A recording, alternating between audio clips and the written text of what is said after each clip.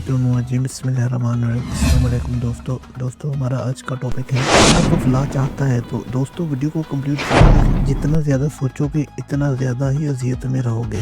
या तो अपने आप को मजबूत कर लो या मसरूफ कर लो। हमेशा याद रखने वाली बात, बैल को सामने से ना पकड़ो, घोड़े को पीछे से पकड़ना नहीं चाहिए और जाल को किसी भी सिमत से ना पकड़ो, फायदे में रहोगे।